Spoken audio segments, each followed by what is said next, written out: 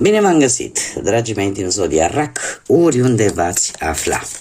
Bine ați venit tuturor pe canalul meu, Tarot Flori de Loto. Numele meu este Nina, pentru cei care nu mă cunosc. Și, ca de obicei, mă bucur să vă am alături la fiecare lectură, atât pe dragii mei abonați, cum de asemenea și pe cei care poate sunteți pentru prima oară aici pe canal. Azi vei face lectura atemporală, fără limită de timp, așa cum v-am obișnuit. O lectură pe care voi să o puteți urmări oricând doriți sau atunci când apare în viața voastră. Desigur, dragii mei, un aspect important de care va trebui să țineți cont, și anume faptul că voi vă construiți propriul viitor, așa că vă rog din suflet să luați decât acele mesaje care rezonează cu voi, iar restul lăsați-le să zboare în univers, pentru că sigur sunt pentru alte energii, alte persoane care într-o mai mică sau mai mare măsură au o legătură cu Zodia Rac. Așa că, dragilor, toți cei care aveți Soare, Lună, Venus sau ascendentul în Zodia Rac, atunci această lectură este de asemenea și pentru voi. Cum de asemenea, dacă nu veți rezona cu această lectură, puteți viziona celelalte zodii care pot reprezenta pentru voi, poate ascendentul, Luna, Venus sau oricare altă planetă importantă pentru voi din cartea voastră natală. Bun, dragii mei, haideți să începem și să vedem situația actuală cu acest oracol al ceștii de cafea. Și avem copacul care îmi spune că într-un trecut nu foarte îndepărtat te-ai simțit foarte stabil, ai avut sentimente puternic înrădăcinate, așa, o legătură destul de puternică poate cu familia ta, cu perechea ta, cu arborele tău genealogic, sau pur și simplu ceva benefic s-a întâmplat în viața ta undeva într-o zonă rurală, da? Undeva la sat, undeva la câmp, ceva, o realizare, da? Pe care tu ai avut-o din punctul ăsta de vedere. În prezent avem balena care vine cu o cunoaștere și o înțelegere mult mai înțeleaptă a lucrurilor, a unei anumite situații. Poate ai reușit, în acest moment reușești să comunici mai bine, să înțelegi mai profund anumite lucruri, anumite situații, anumite relații și în felul ăsta să iei decizii mai înțelepte. Într-un viitor nu foarte îndepărtat avem o călătorie, avem oceanul, posibil să aibă legătură chiar cu oceanul pentru unii dintre voi, dacă nu ne vorbește despre o călătorie la distanță. O călătorie la distanță, ori poate în străinătate sau pe o distanță foarte lungă sau, în general, poate vrei să faci o mutare sau vei face o mutare. Este vorba așa, per general, de legătura cu străinătatea, în mare parte ne vorbește această carte. Haideți să vedem ce ne spune tarotul și începem cu viața profesională pentru dragii mei din Rac în următoarea perioadă, ce vine pentru voi, dragilor. Pe plan profesional, ce vine pentru dragii mei? Pe plan profesional aș spune că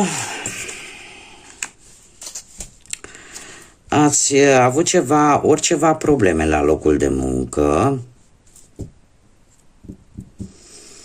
Avem un nou de bâte care vorbește de anumite posibili, ori tensiuni, ori poate ați vrut să rezolvați ceva și când erați pe punctul de a rezolva au apărut alte blocaje, alte piedici. Iar asta va cam obosit unii dintre voi în prezent. E posibil ori să vă simțiți foarte epuizați, ori poate chiar să aveți ceva probleme mici de sănătate unii dintre voi. Faptul că avem de 2 ori se repetă cifra 4, asta îmi spune că simțiți nevoia de stabilitate, simțiți nevoia de a face un pic de ordine, cel puțin în viața asta voastră profesională, în cariera voastră. Cumva vreți să vă planificați mai bine, vreți să vedeți rezultate vizibile, vreți să vedeți dacă sunteți pe drumul corect sau nu din punctul ăsta de vedere al carierei, al profesiei. Ce aș putea să vă mai spun? Că pentru unii dintre voi e posibil ca cineva de la distanță să vă ducă grija, să fie în permanent acolo, să știe de voi. Faptul că avem totuși un 4 de monede, de bâte, mă scuzați, pentru următoarea perioadă, viitorul apropiat, asta îmi spune că îți vei îndeplini un obiectiv. Da? Orică vei reuși să găsești de muncă, orică pur și simplu greul prin care tu ai trecut în ultima perioadă la nivel profesional va trece. Da? Este o carte care ne vorbește de stabilitate. Unii dintre voi veți avea întâlniri benefice pentru voi și mai ales dacă ați trecut prin momente grele, se pare că vor veni momente în care simplu vă veți bucura, pur și simplu, de o realizare la nivel profesional.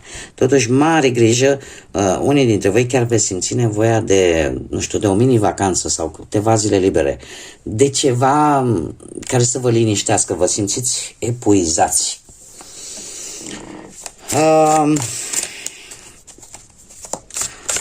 Haideți să vedem, pe plan material, și chiar dacă aveți ceva, de obicei nu fac lecturi pentru sănătate. Și nu fac dintr-un principiu la care nu renunț, dar în acest aspect trebuie să vă spun că dacă unii dintre voi, de exemplu, din câte văd eu ce îmi spun mie cărțile, vorbim de viața profesională, e posibil ca unii dintre voi mare atenție la locul de muncă, la accidente. Lucrurile vor ieși bine, dar știți cum e, că mai bine să fii prevenit, mai bine să previi decât să ți se întâmple. Dar mare grijă și mai ales în speță cei care lucrați cu obiecte tăioase. Mergem mai departe. Mergem mai departe pe plan material. Pe plan material ați avut în ultima perioadă, într-un trecut nu foarte îndepărtat, da, nu ați avut o situație foarte grea, aș spune, din punctul ăsta de vedere material. De ce? Pentru că aici am un soare. Am un soare care îmi spune că au avut niște bănuți care au venit așa, într-o manieră foarte rapidă, sau poate ai recuperat o anumită sumă de bani, sau poate pur și simplu ai câștigat, nu știu, poate la loterie, nu neapărat o sumă imensă, dar au intrat așa niște bănuți care ți-au prins bine. Iar faptul că avem lumea asta îmi vorbește de străinătate, de asemenea, de legături cu străinătatea din punctul ăsta de vedere financiar. Lumea, de asemenea, îmi vorbește despre stabilitate, un câștig posibil în urma ori a unei vânzări-cumpărări, ori niște bani care vin de la drum lung sau în urma unei călătorii lungi, dar apare această, cum să spun eu, această legătură pe care am văzut-o încă de la începutul lecturii cu străinătatea, da? Cu distanțele foarte lungi. Avem Marele Preot. Nu știu dacă Zodia Taur vă spune ceva și care să aibă legătură cu banii sau leu. Marele Preot pe partea asta a bănuților îmi spune că nu vei face investiții, nu te vei angrena așa să cumperi imediat poate anumite proprietăți și vei încerca să fii cât mai chipzuită. Încerci să faci ceea ce este corect din punctul ăsta de vedere financiar. Acum, e posibil chiar să găsești o soluție foarte bună într-o anumită situație care e legată de bănuți. Haideți să vedem cu dragostea cum stați, dragii mei, pe partea celor care sunteți deja într-o pereche. Cei care sunteți într-o pereche, uite, iară mi-apare un alt 4. Cei care sunteți într-o pereche, aș spune că sunteți într-o fază în care să vedem care este. Este ceva aici care vă nemulțumește, dragilor. Și sunteți tentați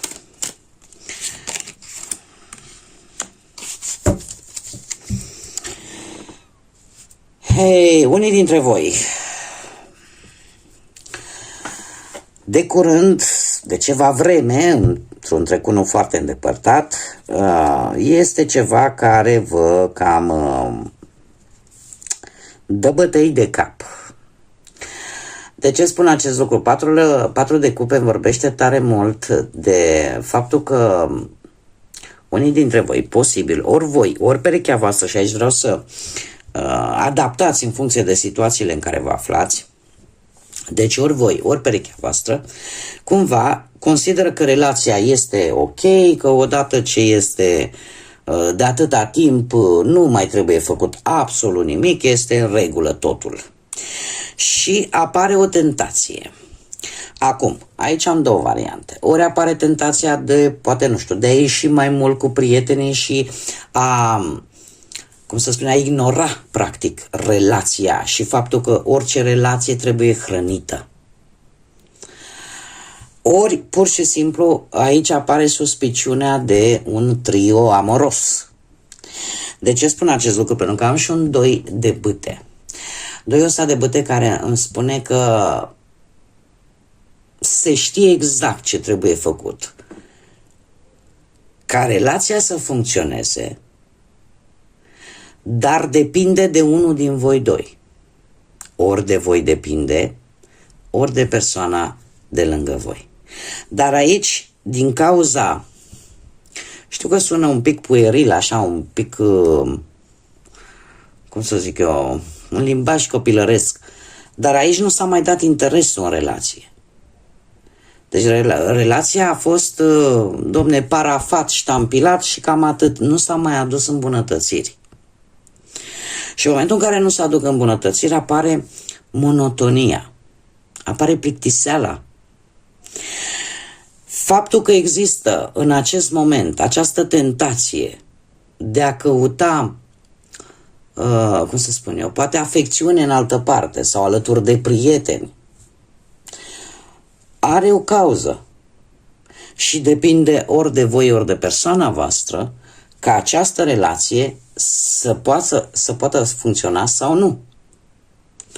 Asta ce înseamnă că trebuie să ieșiți din zona de confort, atât poate voi cât și persoana voastră, să ieșiți din acest stadiu de blocaj, de plictiseală, de rutină, de a face mereu aceleași lucruri și aceleași lucruri, pentru că dacă și se pare că ori voi, ori persoana voastră de interes vrea să facă acest lucru, vrea să iasă din zona de confort, vrea să schimbe ceva. Da? Acum rămâne de văzut ca voi să adaptați dacă e vorba de voi sau de persoana dragă vouă. Haideți să vedem, deci lucrurile se pot rezolva, doar că este nevoie de, voi pune decât prima carte, depinde de voi. Da?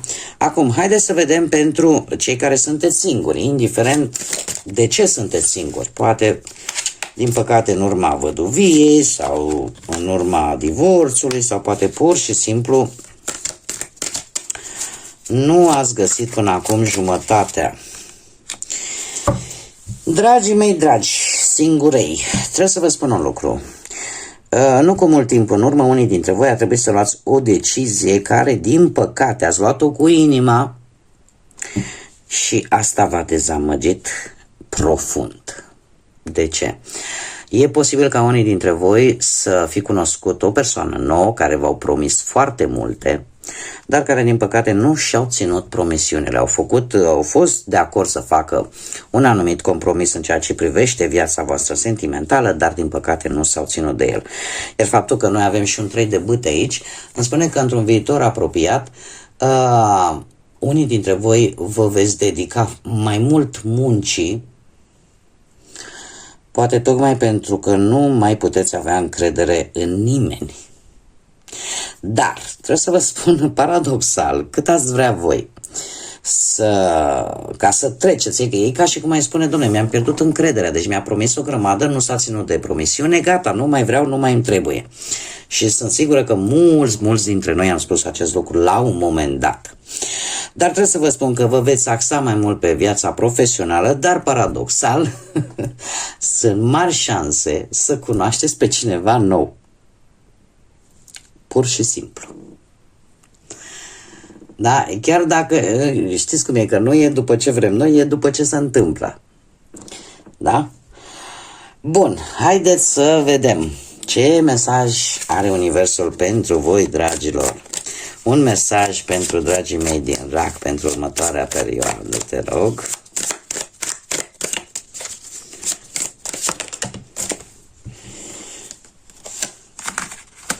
Și ce ne spune acest mesaj? Cu ce vine? Păi cu ce să vină? Vine așa. Nu-ți fă griji, deci nu-ți face griji.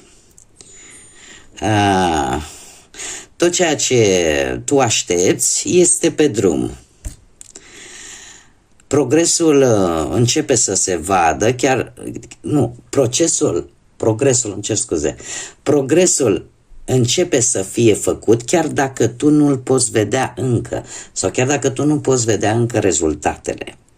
Se întâmplă atât de multe în spatele scenei creației, se întâmplă atât de multe lucruri în spatele scenei pentru a crea visele tale, așa că ai încredere în acest proces. Asta este un îndemn la răbdare, pentru că lucrurile se petrec într-un anumit timp divin și nu atunci neapărat când vrem noi. Ele vin la momentul oportun și atunci când trebuie să vină. Este un îndemn la puțintică răbdare, vorba lui Caragiale. Așa că, pentru că lucrurile se întâmplă, lucrurile își urmează cursul firesc, chiar dacă voi poate în acest moment nu vedeți rezultate imediate. Bun, dragii mei, aceasta a fost lectura pentru voi. Eu vă mulțumesc pentru atenție și desigur vă invit atât pe dragii mei abonați, cum și cei care poate încă nu v-ați abonat, să vă abonați dacă ați rezonat, dacă v-a plăcut, dacă vreți să mai vedeți aceste tipuri de lecturi pe care eu le fac aici pe canal. Cum de asemenea, nu uitați de like-uri, nu uitați de distribuiri, de comentarii. Eu oricum vă mulțumesc din suflet pentru toate aceste mici gesturi, dar atât de importante, și urându-vă ca următoarea perioadă să fie plină de multă energie pozitivă și de tot ce e mai bun, până data viitoare când ne vom reîntâlni. Numai bine și să fiți iubiți, dragilor!